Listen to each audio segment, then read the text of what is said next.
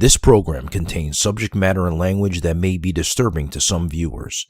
Viewer discretion is advised.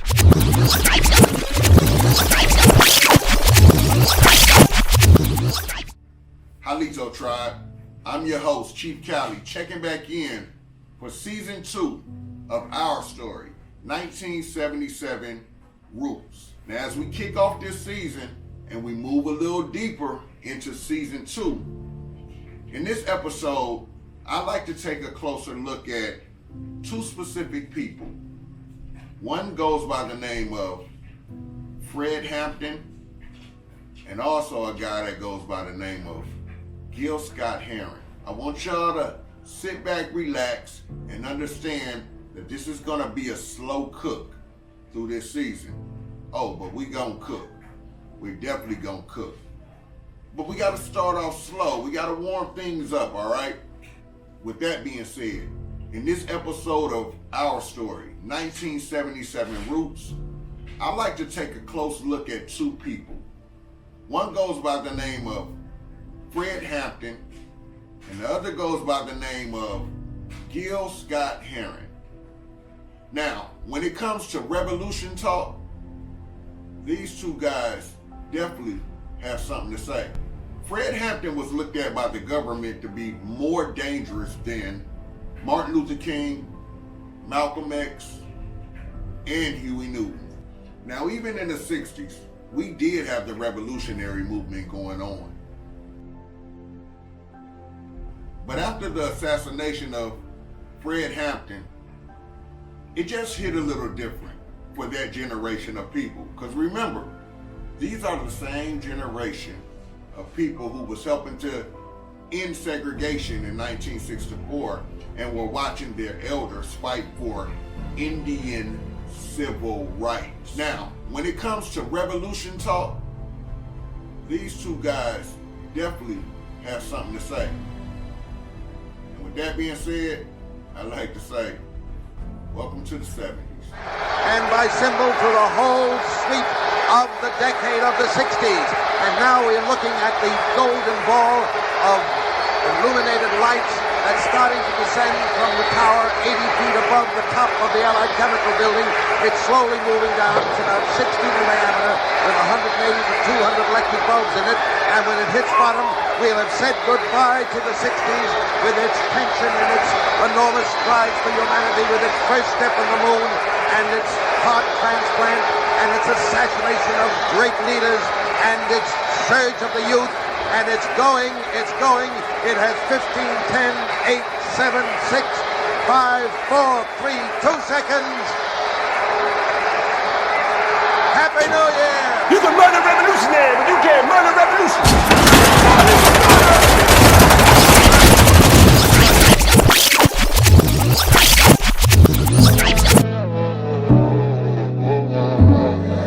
They don't know our story. They don't know what we've been through, baby. They're all on the outside looking in. But we still gon' do what we want to.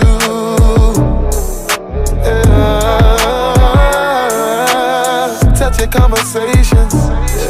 A bunch of apologizing and explaining. But we live and we learn. Hey, I bet they ain't think that we would make it, but we overcame it. This shit ain't nothing to play with. Family over everything is still the same shit, and I wouldn't trade it for nothing. Nah, we've been through hell and back, but we're still standing on all 10. Hey, you know how we do it, we go all in. Yeah, it's us over everybody. That's why when it's trouble in paradise, nosy motherfuckers wanna hear about it. Let's be clear about it. We don't make decisions based on their opinions. We can't expect, nor can we make them see the vision, as long as we know the business.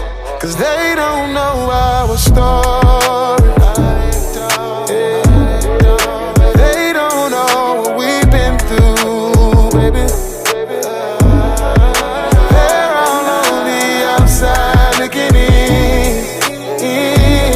But we still gon' do what we want to.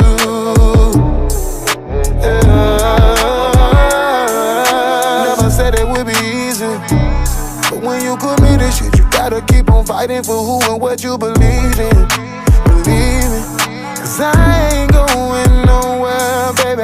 I'll be here till the end of time. Take no chances, I won't jeopardize. You know I won't, 'cause true love only happens once. I know my past ain't pretty, yeah, but she still ride with me, yeah. You see, this ain't for everybody. So I was trouble in paradise. These nosy motherfuckers wanna hear about it. Let's be clear about it. We don't make decisions based on their opinions. We can't expect, nor can we make them see the vision, as long as we know the business. 'Cause they don't know our story. They don't know what we've been through, baby. I know they don't. They're all on the outside looking in, but we still gon' do what we want to.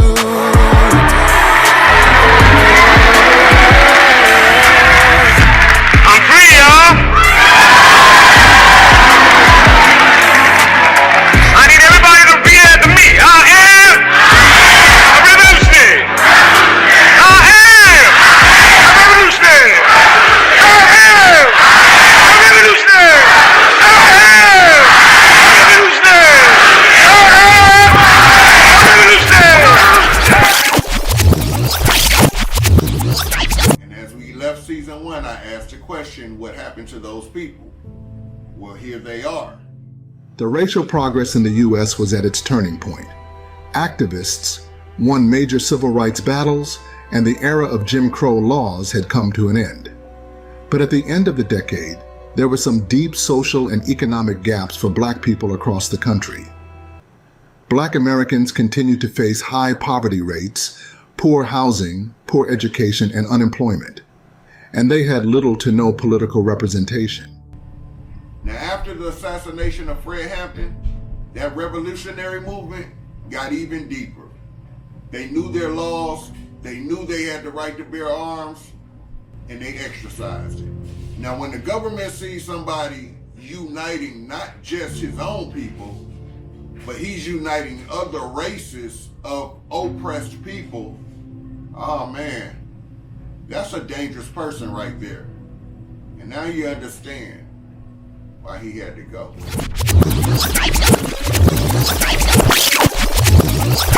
These disparities and an increase in police brutality had led inevitably to uprisings across the country.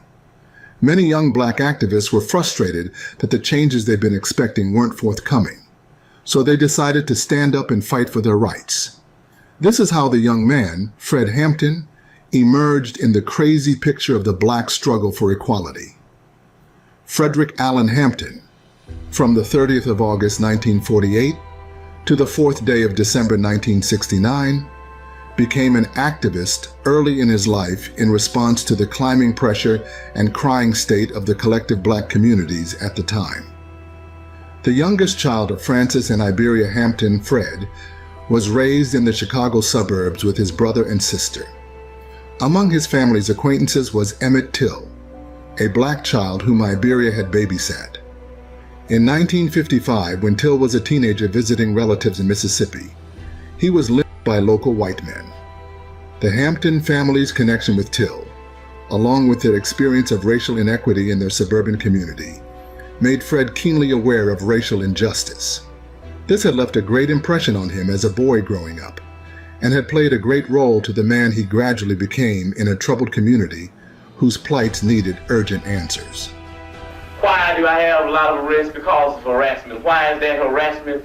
Because the people that harass me have set up a problem that made me disagree with them violently, and they set up this problem in order to exploit me and other people like me. And why they want to get rid of me? Because I'm saying something that might wake up some other exploited people and some other oppressed people, and if all these people ever get together, then these pigs that are exploiting us, we'll be able to run them into the lake. That's why they want to get rid of us. As a high school student, Fred Hampton was really concerned about the absolute freedom of the Blacks. In a quest to fulfill this dream, he made so many sacrifices for Black American community even though he was young. He organized student campaigns for more black teachers and administrators, pressed the school to select its first black homecoming queen, and had even led protests at the Maywood police station. In addition to his portfolio, Hampton had organized trips for local black children to the nearest racially mixed public pool, but it was about 5 miles, that is 8 kilometers away. At one particular rally, when store windows were broken and a shed set ablaze, protesters clashed with the local police. Who was responsible for the damage remains unclear, but Hampton and 17 others were at this point charged with disorderly conduct and mob action. That notwithstanding, the rallies eventually accomplished their goal. A goal for an integrated pool for Maywood, which was later approved, and the village board named the site the Fred Hampton Family Aquatic Center. This is to say, in the least, how passionately devoted Hampton was in the struggle for the betterment of the black communities in the United States. In 1966, Hampton, by then a junior college student, was recruited to join the West Suburban National Association for the Advancement of Colored People, NAACP chapter, and eventually led the branch's youth council. After experiencing a series of negative, occasionally violent interactions with the police at rallies and demonstrations, he was frustrated with both the NAACP and the civil rights movement at large. So he parted ways with the by-the-book NAACP and before long joined the Black Panther Party as one of the Illinois chapter's original members. The Black Panther Party, founded 2 years earlier in Oakland, California by Huey P. Newton and Bobby Seale, had originally been intended to organize patrols of black neighborhoods and protect residents from police brutality. Shortly, it evolved into a Marxist revolutionary group whose main aim was to pay reparations to African Americans for the centuries of exploitation they had endured, for exempting African Americans from the military draft, and for harming African American communities. Hampton had attained prominence in his late teens and very early 20s in Chicago as deputy chairman of the National Black Panther Party and chair of the Illinois chapter. His charisma and distinct quality as a promising leader was undeniable. On joining the Black Panther Party in 1967, Hampton had worked wholeheartedly for the group, devoting his time, resources, and energy to it. The group, seeing his zealousness, would not hesitate in making him the prominent leader and deputy chairman of the Chicago, Illinois chapter of the Black Panther Party. His enthusiastic sacrifices paved the way for the group's development. There had been so many known instances where Hampton portrayed his undying love for his fellow black Americans. Some good examples include when he organized food pantries, educational programs, and recreational outlets for impoverished children, and how he also helped in bringing about a peaceful coexistence among the city's rival street gangs. Hampton considered fascism the greatest threat, saying that nothing is more important than stopping fascism because fascism will stop us all. As time went on, the Black Panther Party had begun gaining some reputation down to the very grassroots of American society due to its active and welcome social endeavors. As a reason, the group had begun posing some serious concerns to the U.S. government. According to J. Edgar Hoover, director of the FBI then, the Black Panthers were the greatest threat to the internal security of the country. And how so? Just nothing but that undying rabid hate in a white man's soul to see the black man rise above slavery and oppression. No sooner had the Chicago Black Panthers begun than the FBI took to monitoring their activity.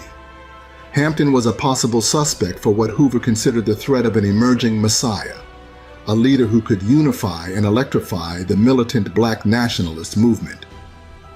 Malcolm X, prior to his assassination, Martin Luther King Jr., Stokely Carmichael, and Elijah Muhammad had also been among those targeted as possible agitators.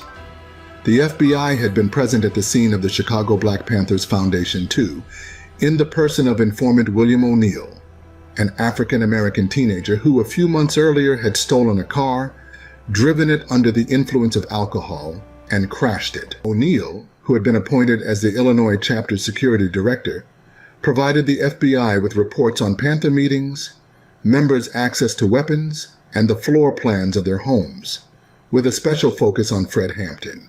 In other words, they had compromised one of his own, a fellow black man, to snitch on him, and the Judas had fallen for it to save his own head.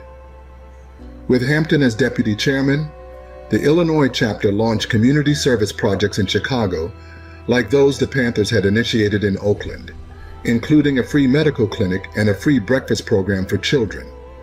Although the latter served as the inspiration for the USDA's expansion of its own free breakfast program and the creation of the National School Breakfast Program that was later authorized in 1975, Hoover had maliciously said that the inspiration came from the wrong source and would try all means mischievous to make it look so.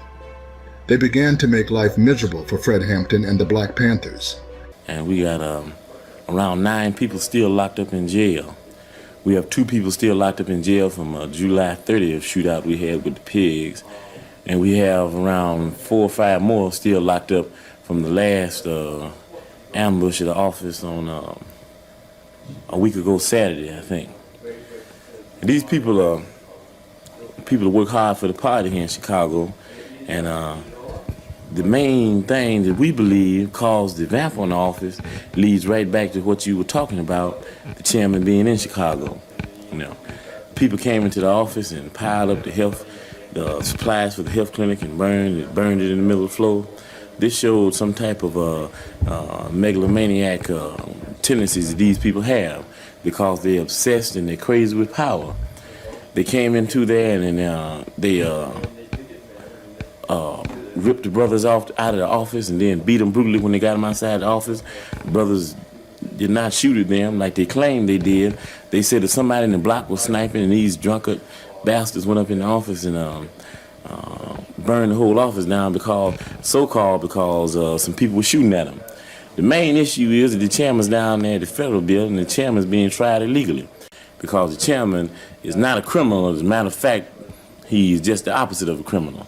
He's just as far from being a criminal as that judge is from being a teenager because he's the father of our Breakfast for Children program. He's the father of our free health clinic. And this is not, if this is criminal, then we all want to be criminal. If it's criminal to feed children that are hungry, if it's criminal to start a program that says that the only prerequisite that people have to involve themselves in this program is to be hungry, then we're going to continue to be criminal. If it's criminal to say that the only prerequisite that people have when they want free medical aid is that they be sick, then we intend to continue to be criminal. In Richmond, Virginia, FBI agents had begun visiting houses, warning parents that the Panthers were using the breakfast to teach racial divisiveness. In San Francisco, California, a rumor had spread that the food was contaminated by venereal disease. A former Panther claimed that the night before the Chicago free breakfast program was supposed to begin, the Chicago police had broken into the church where the Panthers stored the food and they'd mashed up all the food and urinated on them. The program's opening was delayed, but the vandalism inspired support from the community. Hampton had used his talent as a communicator to create what he termed a rainbow coalition, an alliance of the Panthers with other groups organized around racial, ethnic, or ideological affiliation, bringing together groups that otherwise would have had almost no positive contact, including the Puerto Rican Young Lords Association, the Poor White Young Patriots Organization, and the Blackstone Ranger Street Gang. The Rainbow Coalition provided aid to low-income citizens by combining the member groups' varied resources. We got to face some facts, that the masses are poor, that the masses belong to what you call the lower class, and when I talk about the masses, I'm talking about the white masses, I'm talking about the black masses, and the brown masses, and the yellow masses too. We've got to face the fact that some people say you fight fire best with fire, but we say you put fire out best with water. We say you don't fight racism with racism. We're going to fight racism with solidarity. We say you don't fight capitalism with no black capitalism. You fight capitalism with socialism. These were Fred Hampton's words of solidarity, the philosophy behind his wit which had turned him into a unifier of diverse skin colors, cultures, and peoples at that time. Fred had people doing push-ups in the morning, prepping food for the community, and giving people a purpose who never had one at 21 years old. As Fred's influence began to grow, so did the desperate desire of the U.S. government to destroy him and the Black Panthers even quicker. Hampton, along with other Panthers, had become identified as a radical threat by the Federal Bureau of Investigation. The FBI had begun disseminating false information about the groups Fred belonged to and placed a counterintelligence operative, also called COINTELPRO, on the local Panthers. A hearing on FBI misconduct uncovered documents containing directives to destroy the Panthers' Breakfast for Children program and to disrupt the distribution of the Black Panthers newspaper. In an attempt to bring down Hampton and the Black Panther Party, so many accusations were being leveled against him and the party. The U.S. government had begun using the media, which obviously was at their beck and call, as a weapon against them.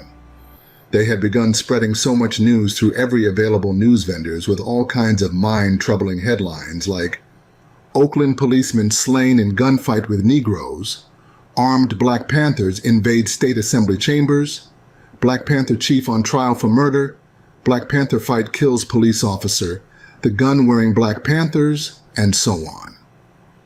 Fred Hampton was arrested on so many occasions, some of which included his arrest in 1969 with an old traffic warrant, a court order requiring a person's arrest and commanding their appearance before the judge.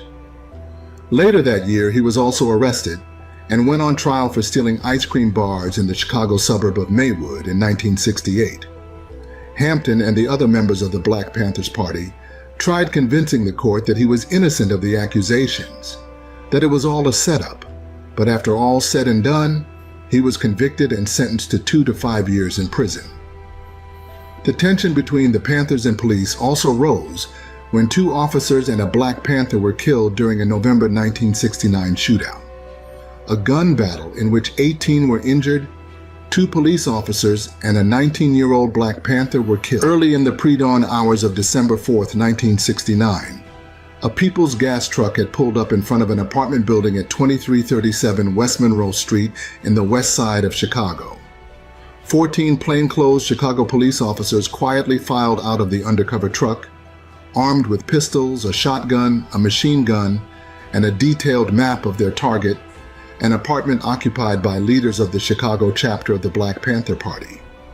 The map clearly identified the bedroom of Fred Hampton, the 21-year-old chairman of the Chicago Black Panthers, who was asleep beside his 8-month pregnant fiancée, who was only 19.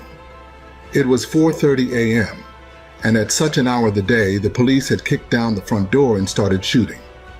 Ballistics reports later showed that they fired more than 90 times, including machine gun rounds through exterior walls and windows. When the volley of bullets finally stopped, 4 of the young Black Panthers inside the apartment lay shot and critically wounded, and 2 had been killed.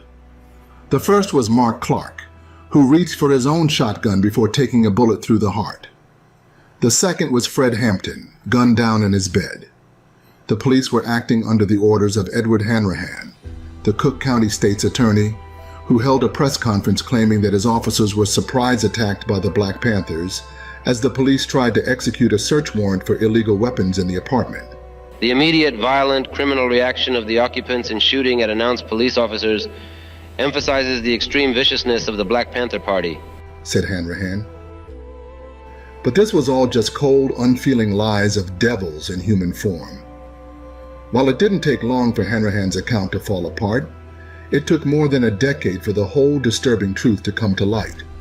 Not only was the killing of Hampton and Clark a cold-blooded assassination of 2 militant Black activists, but documents later revealed it was coordinated by the FBI as part of a secret program to neutralize and destroy the Black Panther Party, which FBI Director J. Edgar Hoover privately called the greatest threat to the internal security of the country. And Jerry, Hampton's fiancée, had sadly stated that after the police removed her from the room, they said Hampton was barely alive. She then heard 2 more shots, followed by the words, "He's good and dead now." The next thing I remember was someone in our room shaking Chairman Fred. Chairman, wake up, wake up. Plaster was flying off the wall. You could smell the cordite from the gunshot. If you've ever been under gunfire, 5 minutes is 5 hours. To you, it seems like forever. The shooting started back again. Then another voice unfamiliar to me said, "He's good and dead now." Fred Hampton was all about revolution. He was about helping his own, feeding his own, clothing his own, fighting against the oppression of his own, but also the oppression of all.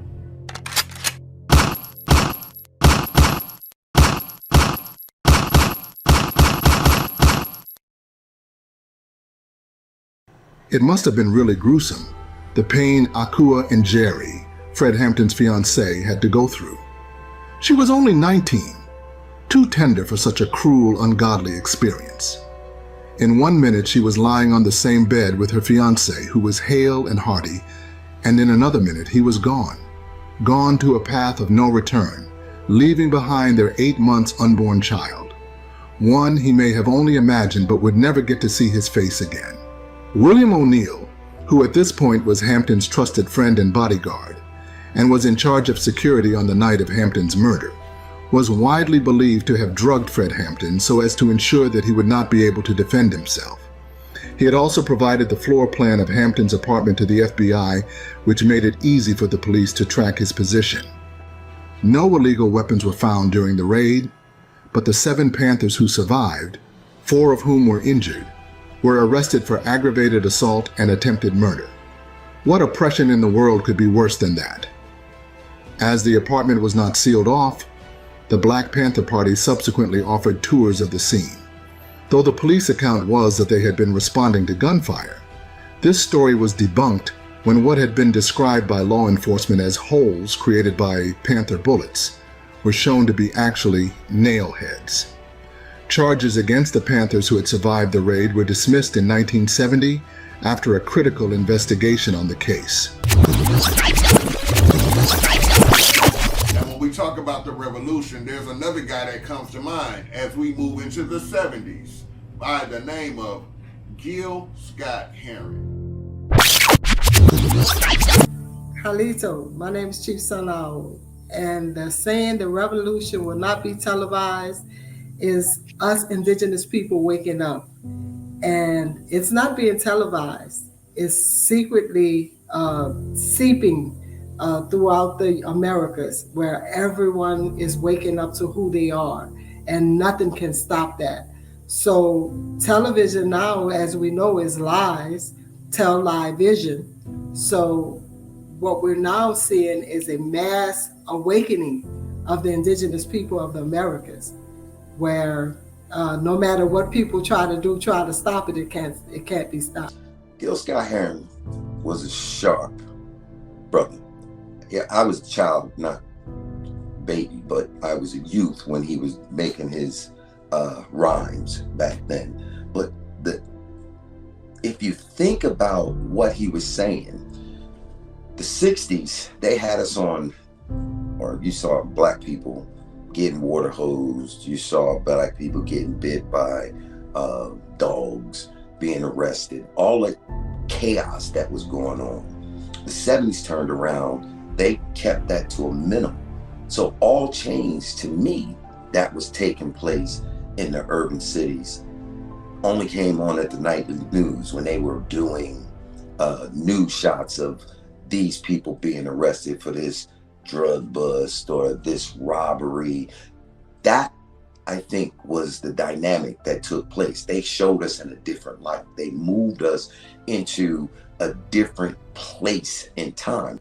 Well, in my opinion, when I hear the revolution will not be televised, it won't be something that's seen on TV. You got to think in this time period, most, not all black homes had a television anyway.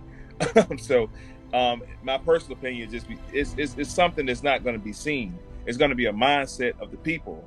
It's not going to be advertised. It's not going to be on your local Super Bowl situation. You can see it all over television. It won't be advertised and put out to the masses. Only those who know will know. The revolution will not be televised. The first thing that comes to my mind is that, during the 70s, this is the critical pivotal point when we began to really be hidden as a people. We were being recasted as someone else, being stripped of our indigenous identity. So the revolution will not be televised is that we have become a hidden people in the public eye. There was a new American Indian in the public that was called, Black Power and Black, and that Afro Americans, and of course, finally the nail in the coffin was African American. It's a slow but sure awakening, but it's behind the scenes.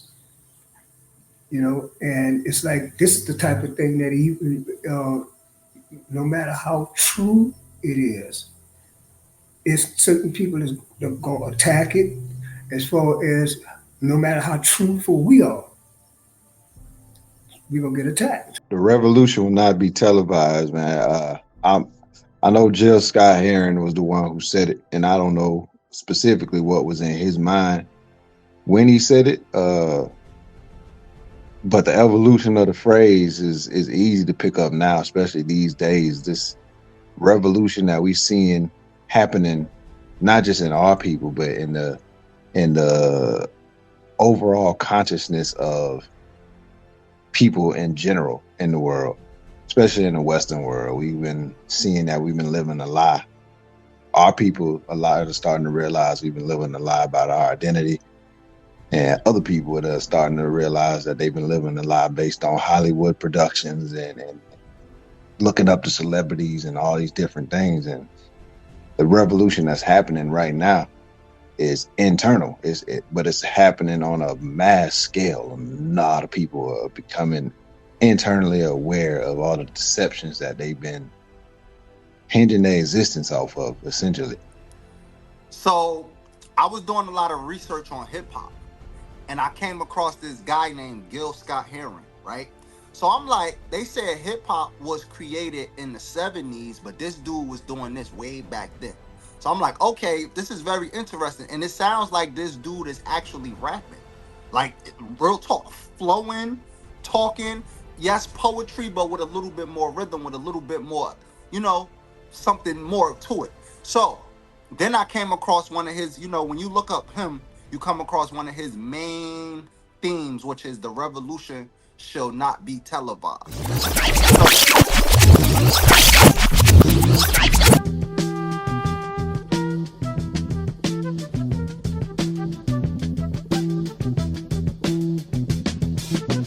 You will not be able to stay home, brother. You will not be able to plug in, turn on, and cop out.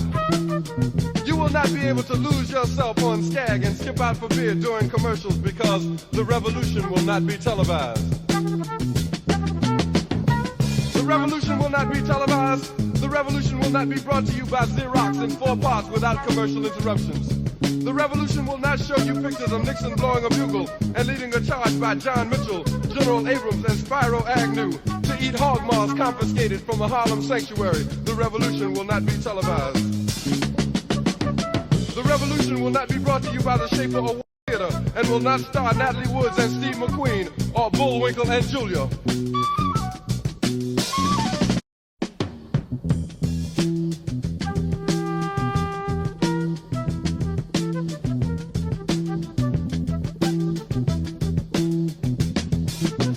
You will not be able to stay home, brother.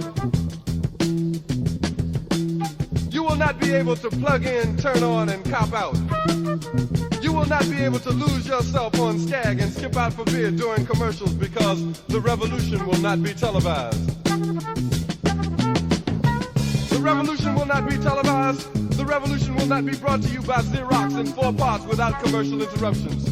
The revolution will not show you pictures of Nixon blowing a bugle and leading a charge by John Mitchell, General Abrams, and Spyro Agnew to eat hog maws confiscated from a Harlem sanctuary. The revolution will not be televised. The revolution will not be brought to you by the Schaefer Award Theater and will not star Natalie Woods and Steve McQueen or Bullwinkle and Julia. The revolution will not give your mouth sex appeal. The revolution will not get rid of the nub. The revolution will not make you look 5 pounds thinner because the revolution will not be televised, brother. There will be no pictures of you and Willie Mae pushing that shopping cart down the block on the dead run or trying to slide that color TV into a stolen ambulance. NBC will not be able to predict the winner at 8:32 on report from 29 districts. The revolution will not be televised. There will be no pictures of pigs shooting down brothers on the instant replay. There will be no pictures of pigs shooting down brothers on the instant replay. There will be no pictures of Whitney Young being run out of Harlem on a rail with a brand new process. There will be no slow motion or still lights of Roy Wilkins strolling through Watts in a red, black, and green liberation jumpsuit that he has been saving for just the proper occasion. Green Acres, Beverly Hillbillies, and Hooterville Junction will no longer be so damn relevant, and women will not care if Dick finally got down with Jane on Search for Tomorrow, because black people will be in the street looking for a brighter day. The revolution will not be televised.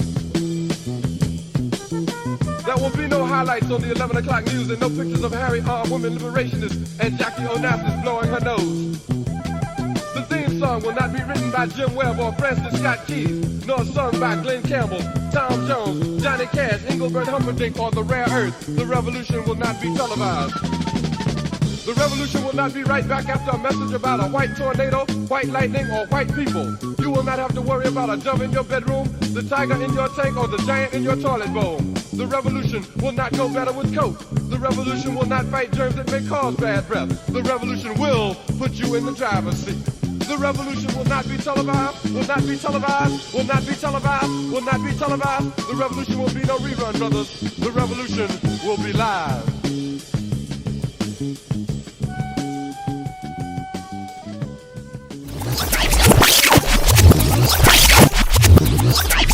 So when I came upon this information, I really didn't know about Gil Scott Heron. I really didn't know about certain things in this era. So I had to do my due diligence and I had to do my research on that.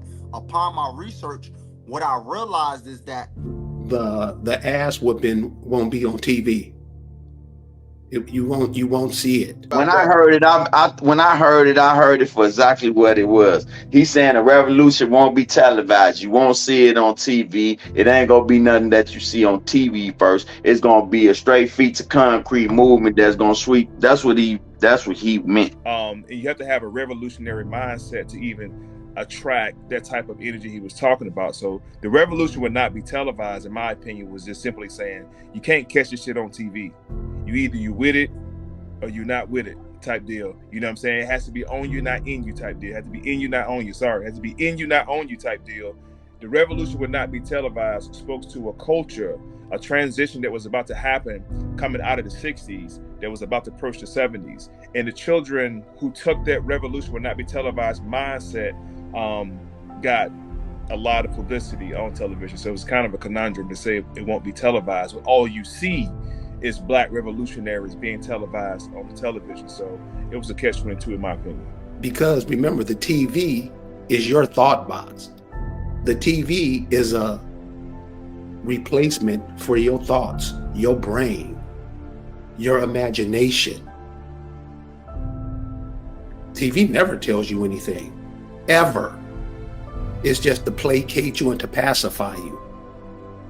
What's gonna happen is a change. It's gonna be like a hurricane or a huge earthquake or something. The TV ain't gonna get it first. It's gonna be on the ground first. It's gonna be like a whirlwind. It's gonna be some stuff that take off like civil unrest. You know what I'm saying? They only gonna be on TV because it's happening. That's what he means. Yeah, the revolution won't be televised. It ain't gonna be nothing that's scripted, man. No program, no bullshit. Right. It's gonna be like the revolution gonna come out of anger, man. It's gonna come out of frustration. It ain't, you know what I mean? Like this logics we talking about here. Like logically, we know like any revolution gonna happen. It's gonna take some bad stuff to happen, and it's gonna affect everybody as a whole to where it causes a mass, reaction. There's things going on right now with an awakening among the youth that realize that everything that's being said as far as the ANC is concerned is not necessarily in their favor. And there's massive protests going on there. There's massive protests going on all around the world about people realizing that, wait a minute, we're not really poor, because we're under our ground It's why all of these foreigners are here, basically stealing our wealth. What I see when I hear the revolution should not be televised, what I understand from that is basically like, okay, everybody is looking at the television to show them something that's going to liberate them. And what we need to understand is not going to come from that entity. It's going to come from within. It's going to come from your mind. So what you need to understand in order for you to be liberated and in order for the revolution to happen has to happen mentally first. That mental change has to happen, and upon that mental change happening, then the mind controls the body. So that's basically what I got from the whole revolution should be televised slogan when I came upon it doing my due diligence and my research. You will not be able to stay home, brother. You will not be able to plug in, turn on, and cop out. You will not be able to lose yourself on Skag and skip out for beer during commercials because the revolution will not be televised. The revolution will not be televised. What did that really mean? It means basically revolution, it starts in yourself. That it won't be broadcast. It won't be spread across the world. People would gather to come together. It starts with self. What it possibly means is that some great change is going to take place in the psyche of some people, and it won't be something in a newspaper at that time or on TV, something that we were going to see. That's what I thought. And still, even now, looking at how things have kind of mapped out, I'm gonna say even in this past election, it seems as though that it won't be an announcement on TV that things are changing in our nation.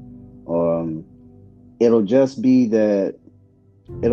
simply be that this change will happen within the hearts and minds of the population, and it'll almost be felt. That's how it's going to be.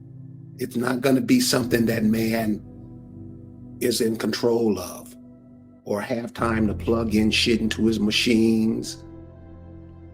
It's not going to be like that. Where somebody say cut, it's not going to be like that. And according to Gil Scott-Heron, the person who wrote that song, or what would you call it? Because he was more of a poet, like, to me. The guy who wrote that, The Revolution That Would Not Be Televised, if you listen to him and you followed his career, you would see he had other pieces that fit along with The Revolution Would Not Be Televised. Because if you look at it, it was a warning to how it ended with COINTELPRO. Television, music, propaganda, media used to take a positive movement and turn it into something that's government controlled. So that way they can keep the people, the population, still sleep with the foolishness that we see today. We were transformed in the public. So that does, but we still are those same people. So the revolution not being televised is that our fight became harder because it wasn't televised. You didn't get to, after the, especially after the 60s movement, you didn't get to see us as that collective people, indigenous looking people. You didn't get to see us like that really anymore after that, because we were, going through a transformation and social destruction of our communities and our family neighborhoods. So now the fight goes underground. So now we have to fight through all of that muck and mire to have a voice again, but it's not televised because the powers that be, the powers that were, control the media and how the world now is going to see us. We're now criminals, we're ghetto, we're violent. So we were made into someone else. So the true revolution was no longer televised because we were hidden as a people and transformed into someone or something that we were not. But the majority of the things that we deal with from the lies to the oppression that we deal with stems from Jewish people and Jewish culture, and not just white supremacy, as people would like to say it. So, in my opinion, the revolution not being televised is being indicated right now as people internally are turning away from all the status quo that had us believing all these lies about us in the first place, including the lie that we all came from Africa and our grandmas didn't know what they was talking about when they was telling us we was Indians, wherever we may have come from. That the Indians are the Americans here. The black Americans have been the only real diehard Americans here, because we're the only ones who've carried the process through the process. That everyone else has sort of like skipped stages. We're the ones who marched, we're the ones who carried the Bible, we're the ones who carried the flag, we're the ones who tried to go through the courts. And being born American didn't seem to matter, because we were born Americans, but we still had to fight for what we were looking for. You see, a lot of times people see battles and skirmishes on TV and they say, aha, the revolution is being televised. Nah, the results of the revolution are being televised. But this wasn't something that was new. It had to be prior, worked on prior to get to that point. And it's like we stepped in tow till we got to this place where we were easily movable in the direction that they wanted to. The first time I ever heard that saying, I believe it was on a Prince song. They were saying the revolution will not be televised. So I was young, so I didn't quite understand what that meant in totality until I got maybe in my teenage years and studying Malcolm X. And I'm a huge Malcolm X, you could say fan, I guess, or whatever. But what that means to me when I heard the lyrics today, looking at it and reading through the lyrics, what it means to me is that what we are seeing, the imagery of what's, especially in context of during that time frame of when it was put out, there was a lot of things transpiring within our Black communities. I'm just using that word Black loosely. There was a lot of things going on during that time, and for me, the lyrics was saying to me is that, look, we need to get out in the streets. We need to be vocal. We need to not only our actions, our words should also meet our actions, and we got to get information out there. We got to be out in the streets. We can't look at everything what the media is representing to us or giving us to look at, because what they see versus what we see going on in our own homes and our own communities is a completely different set of lens. So we have to get out and televise or incentivize our own information and what's going on with our people. We as a people who've been beat about the head and shoulders for all this time are still making a way for ourselves, because remember, they were getting beat. We didn't get beat up as bad with the heroin. Crack tore us apart, and it took 20 years of lives. I'm talking about the crack epidemic, and those who didn't throw bricks at the penitentiary and actually didn't die from that drug made something of themselves in the 90s. So it was transformative if you look at it, and that by itself, when you think about it won't be televised, it's going to be an undercover war, because we're fighting for our heritage. And that, I think, was the piece that was taken away. And that, more than anything, is what I think our story talks about. The revolution will not be televised, y'all. It will not be announced that, hey, it's time to change it. You'll know it. It'll be there. It'll start to see it in droves and numbers. The collective attitude of a people. And the reason I say that that's important to know that will happen, if it sounds woo-woo, it's not woo-woo, because they understand this. When I say they, I mean the media outlets, and I'm bleeding over into propaganda when I say that, because if that's a thing and it works, the same thing can be felt in the opposite direction when you start to realize what you're being pushed toward, and a large number of people in your population, in your area, in your culture, at their core have the same values, then you're gonna march on the same hill. The first revolution is when you change your mind about how you look at things and see that there might be another way to look at it that you have not been shown. What you see later on is the results of that, but the revolution, that change that takes place, will not be televised. It will not be brought to you by Xerox in 4 parts without commercial interruptions. It will not be brought to you by the Schaefer Award Theater or Miller Lite, starring Natalie Wood and Steve McQueen or Bullwinkle and Julia. The revolution will not be televised. Revolution will not be right back after a message about white lightning, white tornadoes, or white people. You will not have to worry about the dove in your bedroom, the tiger in your tank, or the giant in your toilet bowl. The revolution will not get rid of the nubs. The revolution will not make you look like you lost 5 pounds. The revolution will not be televised. And that's why they have to use propaganda to try to take the non-independent thinkers' minds to where the popular mind wants it to go. So I think it won't be announced, but it'll be felt. There will be no pictures of you and Willie Mae pushing that shopping cart down the block on the dead run or trying to slide that color TV into a stolen ambulance.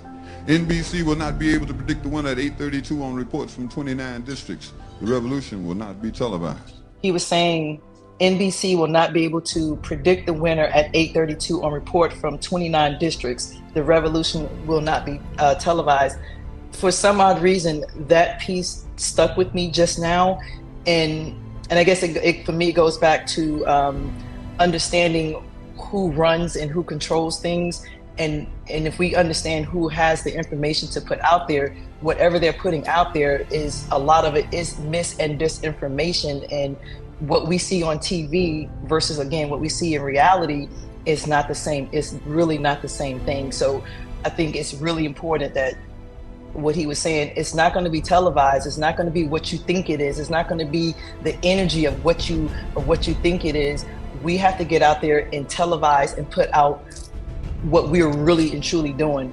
I think that was part of it, and I think the second part of that also is that the revolution will not be televised. Is that I think we talk too much sometimes and not enough actions, and I think it was all about the movement of getting involved in what we need to do and who we are and where we need to be as a community across the board.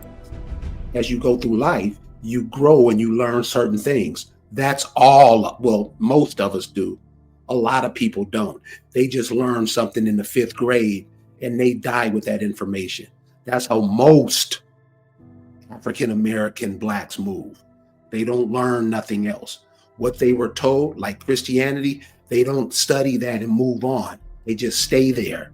So the revolution will not be televised. What it means is it ain't going to be what they're telling you on the news. It's just that people are going to be fit. People are going to get so fed up. And like I say, it might not be in our lifetime now, but it's coming. It's coming. Because it's not going to be me, man. I got more days behind me than I got in front of me. And I know, maybe not my children, but hopefully my grandchildren want to know who was that man and what was he trying to teach us. And if they can stand on their heritage, they might have a chance, on top of the things that I'm putting in place, but they might have a chance to want their old ways back and not want to be a part of a corporate follow along, just get into the system to get by, give me.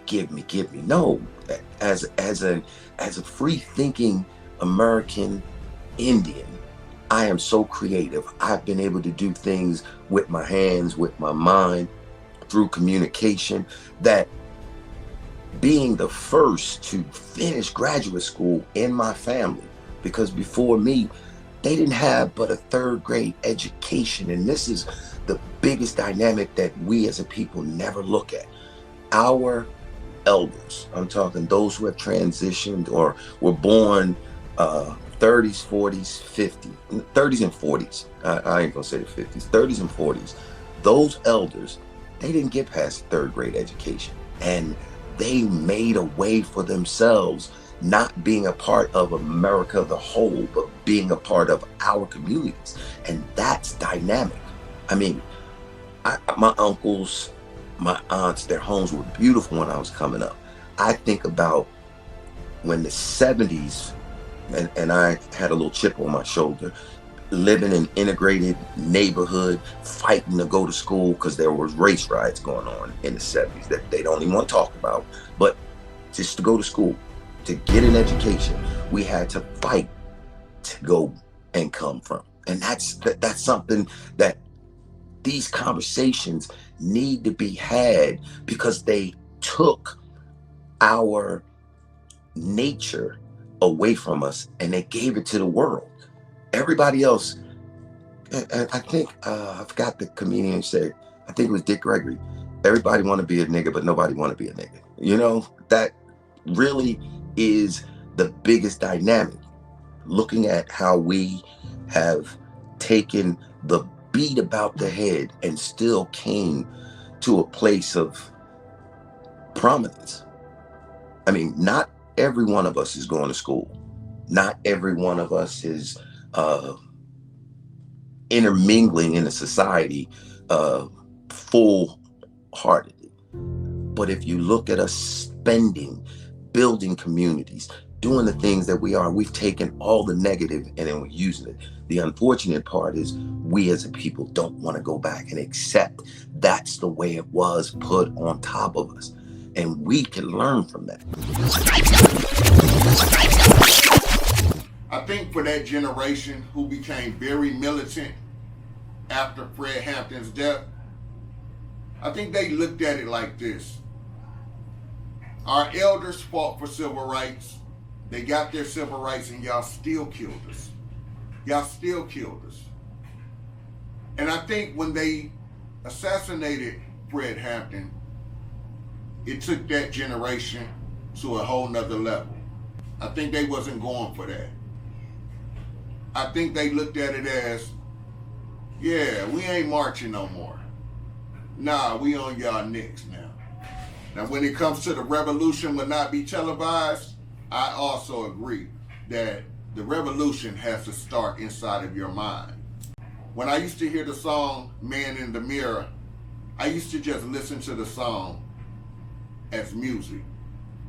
But one day I finally listened to the words of the song and I understood the revolution will not be televised, because it will first start in your mind.